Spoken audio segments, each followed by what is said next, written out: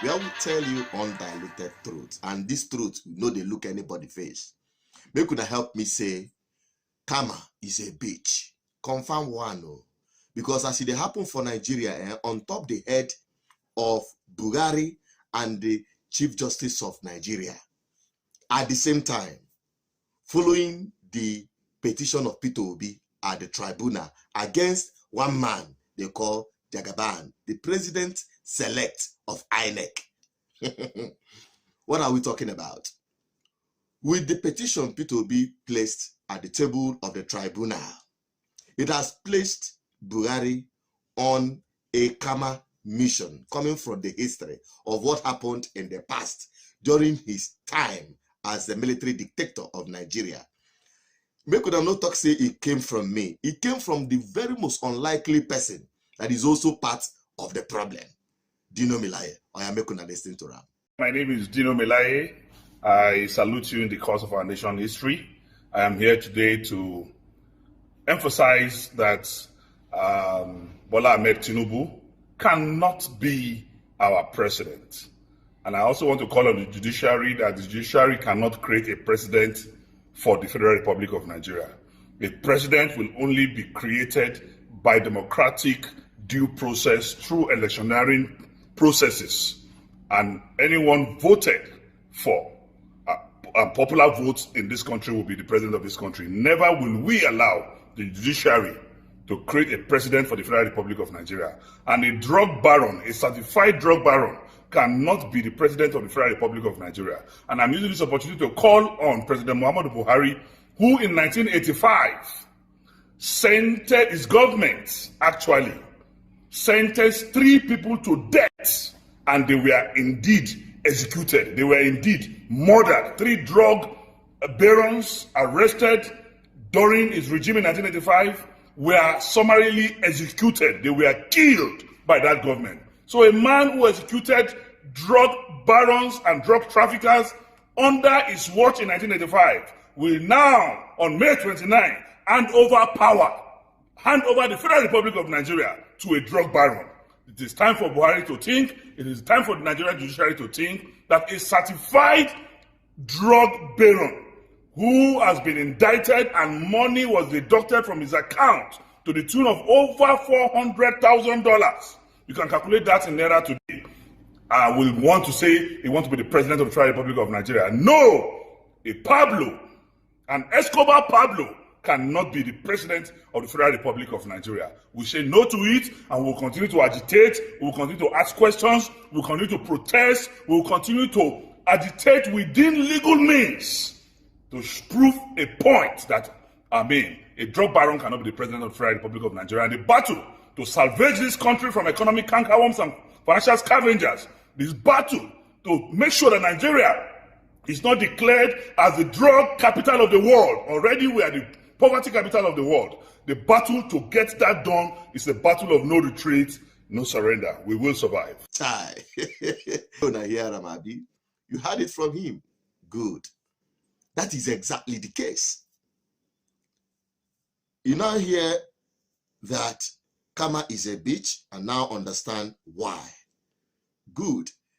Buhari is still the president of Nigeria today, where it is on his table as he had worked in collaboration with his party to hand over to a drug-convicted baron as a president. Whereas he had convicted and also carried out the execution of convicted drug barons. And some people like Kiyamo, those ones that had no shame, that wants to defend the indefensible, that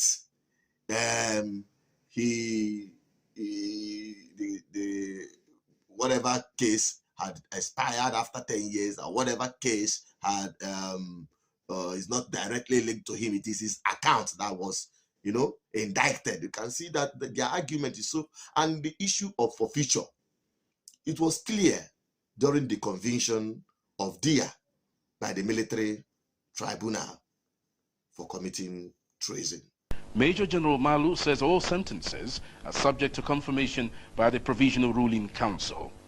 The tribunal further ordered that all properties of any of the convicted persons which are illegally acquired or for which they could not give proper account of shall be forfeited to the federal government. This is just a flash. Now, talking about forfeiture of property, it is as a result of conviction of criminal offense by Tinubu. There is no escape for that. Okay? Now, outside the criminal indictment of Tinubu or indictment of Tinubu, that he is not even qualified. Remember, the petition of P2B is strictly on the eligibility of Tinubu to contest this presidential election. And to be frank with you, the petition of P2B is really putting the Nigerian judiciary under trial.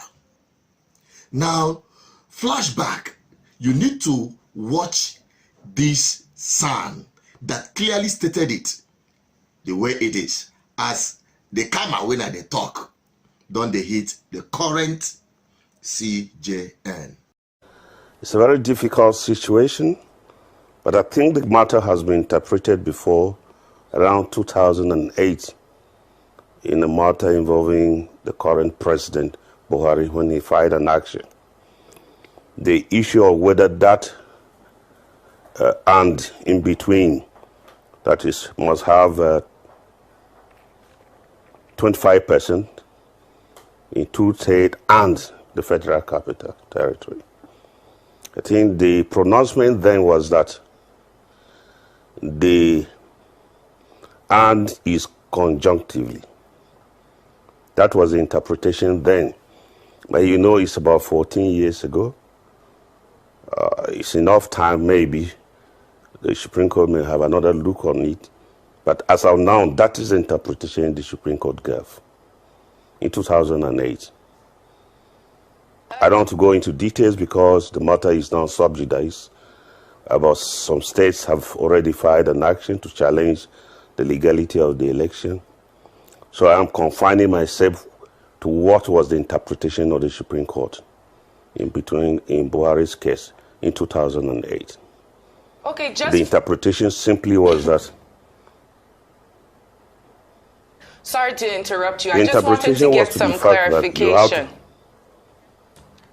which I'm sure is what you're saying right now. So please proceed.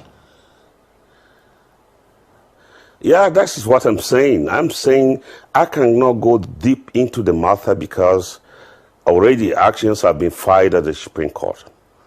And I'm just giving you an instance where there was an interpretation by the Supreme Court of that provision or a similar provision. The interpretation was that and federal capital should be construed conjunctively. In other words, it means you must get the 2 days, the 25% in 2 days, and also you must get 25% in the Federal Capital Territory. If you go by the interpretation of the Supreme Court in 2008. When I hear Amabi, he stated it the way it is, with respect to the 25% of the FCT. If you listen to this son, he wants to be honest, but make una no talk say na him talk am.